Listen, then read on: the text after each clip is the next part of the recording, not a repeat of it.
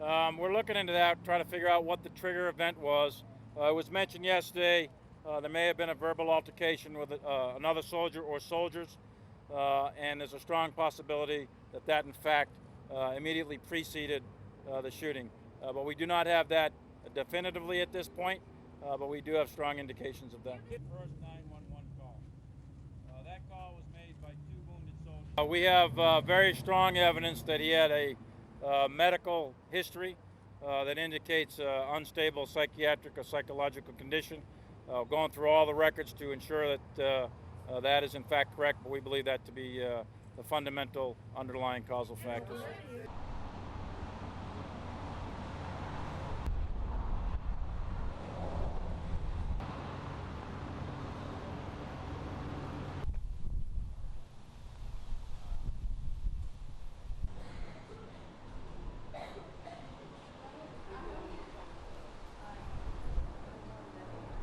No, he seemed like he was a sweet guy, cordial, we'd smile and wave as passerbys, and that was it. They were always smiling. He never seemed like anything was wrong. No, not at all. You never knew that he was suffering from mental illness? No. I can't believe it, because I saw him at lunch, and he seemed perfectly fine. And it's mind-blowing, really. He didn't look, anxious or, there's no signs of it could have been him. That's why it was so mind-boggling to me.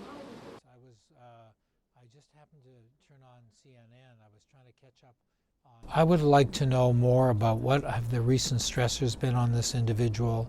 I'd like to know if he had any history of interpersonal violence prior to serving in the war. It would be helpful to know if he had any particularly brutal or difficult experiences that happened during the deployment that may have left lasting psychological scars.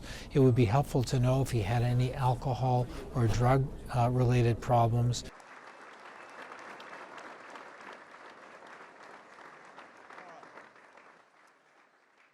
Let's first of all be clear.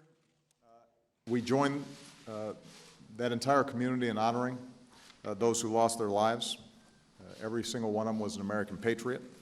We stand with their families and their loved ones as they grieve.